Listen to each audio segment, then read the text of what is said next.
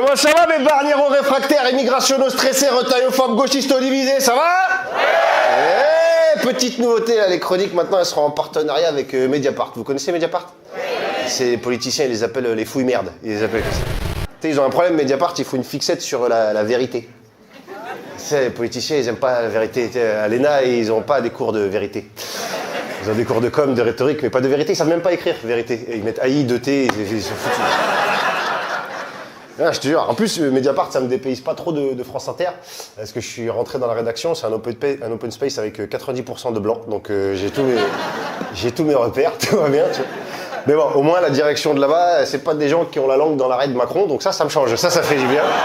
Ça fait du bien. Mais c'est fini les commentaires maintenant, on me dit ouais, comique de merde payé par nos impôts. Maintenant on va dire ouais, comique de merde payé par des gens qui s'abonnent à un média indépendant de leur plein gré et qui peuvent résilier à tout moment. Bon, ça va être chiant.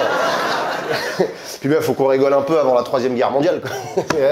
Visiblement, le gouvernement israélien, il a dit c'est maintenant que ça démarre. Netanyahou à Gaza, Netanyahou au Liban, Netanyahou en Iran, Martine fait la guerre, Martine bombarde, Martine a piégé tous les beepers, ça fait beaucoup. Quoi. Netanyahou, il tape partout, il fait ce qu'il veut, parce qu'il y a des Américains derrière lui. Et il se comporte comme le petit qui s'embrouille avec tout le monde parce que son grand frère, il est balèze. Mais après, faut dire la vérité, le Mossad, il rigole pas. Putain, tu manges un chewing-gum, tu meurs dans ta bave, ça va très très vite. C'est juste qu'à Gaza, niveau précision, c'est pas ouf. Ils ont dû envoyer les stagiaires du Mossad parce que c'est brouillon. En plus, même les otages israéliens, Netanyahou, tu sens qu'ils s'en foutent. T'as les familles qui disent « Ouais, ramène les otages !» Il dit « Les quoi? Les bagages !» Plus fort, il y a trop de bombes, j'entends pas. Macron, il dit il regrette les choix de Bibi. Oui, ce qu'il l'appelle Bibi. Ça lui va pas, Bibi, je trouve. Il regrette les choix de Bibi, et notamment les opérations terrestres. Parce que pour lui, c'était mieux les bombes et les drones et tout. Il y avait un côté la guerre vue du ciel, Yann Arthus Bertrand, tout ça, il aimait bien. Bon, après, on est d'accord, le Hezbollah, c'est pas la compagnie créole non plus, tu vois. Khamenei, c'est pas Cyril Ferraud. À un moment, s'ils s'en débarrassent de lui et du Hezbollah, il y a beaucoup de Libanais, d'Iraniens qui vont respirer un peu, sauf s'il les tue dans le processus. Parce que si la guerre contre le terrorisme, elle fait plus de morts civiles que les terroristes eux-mêmes, est-ce que c'est pas un peu contre-productif, quoi? C'est comme si pour que personne chope la grippe, bah tu butes tout le monde. Oui, il n'y a plus la grippe, mais il n'y a plus tout le monde, quoi. C'est ça le problème. En parlant de contre-productivité, le gouvernement Barnier. Michel Barnier, ses premières interventions à l'Assemblée, il n'y a personne qui l'a écouté, on aurait dit un prof de musique. Non, entendez pas, j'ai entendu comme il veut augmenter les impôts des plus riches. Il va y aller doucement. Parce que là, c'est la hausse d'impôts, elle concerne les foyers sans enfants gagnant plus de 500 000 € par an. C'est 0,1% de la population. Même l'opération pièce jaune, ça rapporte plus. Après, c'est des couples, là, ils se préparent. Là, il y en a un paquet, procédure d'adoption. Tu sens que il va y avoir un boom sur les vols pour le Malawi d'un coup, tu vois. Il y a François Hollande qui a commenté en disant « Ouais, Barnier, il prend beaucoup de temps pour en dire très peu et pour faire presque rien. » Il a tout de suite reconnu la méthode, Hollande, parce que rien faire, c'est son domaine de compétence.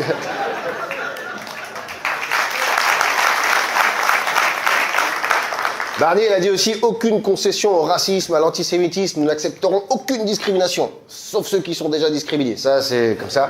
Parce que quand son ministre de l'économie dit que le RN n'est pas dans l'arc républicain, il se fait remonter les bretelles par Barnier, qui lui-même se fait remonter les bretelles par Le Pen, tellement fort qu'il a l'étiquette du slip qui lui chatouille la glotte. C'est compliqué, quoi. Puis il nous a sorti Retailleau, quoi. Retailleau, il est ministre depuis 10 minutes, mais il s'y croit. Tu sens, il marche comme s'il avait des pecs et tout. Il est compliqué, ce il veut rétablir l'ordre. Il a quand même pas assez d'autorité pour tenir une classe de maternelle, mais il veut essayer, tu vois. Après, il n'a pas tort quand il dit que l'immigration n'est pas une chance pour la France. C'est quand même l'immigration qui nous a ramené Balkany, Sarkozy, Ciotti, Zemmour, Bardella. C'est beaucoup, quoi. Et t'as vu, ils ont tous un problème avec la justice. Il y a peut-être un lien entre immigration et délinquance, finalement. Même Jacobelli, le député RN, il en revient pas, il a dit texto, Bruno Retailleau récite notre programme à la perfection, à la virgule près. Retailleau, c'est le premier qui va se prendre un plagiat en racisme. J'ai jamais vu ça. Et là, par contre, j'aime pas trop la réponse à ce qu'il a dit, parce que souvent on dit, ouais, mais sans l'immigration, on n'aurait pas eu Zidane, on n'aurait pas eu Omar Sy, on manquerait de chercheurs, de médecins, les immigrés et leurs descendants, ils sont pas obligés d'être dans l'excellence pour avoir le droit de rester en France. Moi, je me bats pour que les immigrés et les Français issus de l'immigration, ils aient le droit à la médiocrité. On peut être vite fait, tu vois. Vite fait, tu peux être un facteur vite fait, tu vois. Tu peux être un comptable moyen, tu vois. Tu peux être un serrurier à peu près honnête. T'as le droit. On a bien tout un tas de politiques corrompus jusqu'au coccyx, on leur demande pas de dénaturaliser tout de suite, tu vois. Par exemple, au RN, il y a 27 accusés de détournement pour plusieurs millions d'euros. 27 27, statistiquement, ça veut dire qu'il y en a au moins un, il a fait un truc. C'est obligé.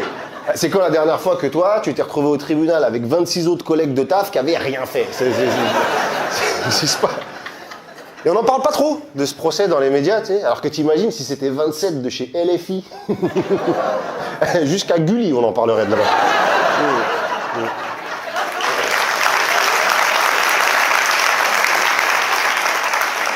Ah, LFI, attention, hein, ils ont leurs petites affaires. Hein. Chikirou, là. Chikirou n'est pas grande, mais elle est gourmande. Chikirou est petite, mais elle escroque vite. Oui, oui. Ah, elle avait un système, c'est qu'elle était directrice de campagne de Mélenchon et elle sollicitait une boîte de com, tu vois, pour la campagne, et la boîte de com était dirigée par elle. En fait, dans le jargon, ça s'appelle faire une Tony Estanguet. C'est comme ça qu'ils font. C'est toujours avec l'argent public qu'ils font ça, parce que quand ils retournent dans le privé, ils détournent beaucoup moins, parce que sinon l'entreprise, elle leur casse la gueule. Tu vois. Alors que nous, on casse quoi? Des abribus, tu vois. Et ils prennent pas le bus, ils en ont rien à foutre, donc ils continuent. C'est pour ça qu'ils ont mis Retailleau. C'est pas pour protéger la France de l'immigration, c'est pour les protéger eux de nous. Hein, parce qu'ils ont besoin, entre deux chassés dans une petite vieille et un éborgnage, il faut qu'ils protègent aussi ce qu'ils ont. Tu vois, parce que la leçon à retenir, c'est que ça continue comme avant. Tu vois, les magouilles pour rester accrochés au pouvoir, tout ça. C'est clair, ils savent détourner des fonds. Mais une fois de temps en temps, ils peuvent pas en détourner pour nous. T'sais, pour l'hôpital, pour l'école. Tu magouilles, quoi, tu vois, parce qu'eux, ils détournent sur leur temps de travail. D'accord, ils magouillent pas le week-end. Sur le CV à Hobby, il n'y a pas marqué poterie, kayak, détournement de fonds, tu vois. Et s'ils détournent des fonds, c'est qu'il y a des fonds. Et quand ils nous disent qu'il n'y a plus d'argent dans les caisses, c'est qu'il faut qu'ils les remplissent pour qu'ils puissent continuer à détourner.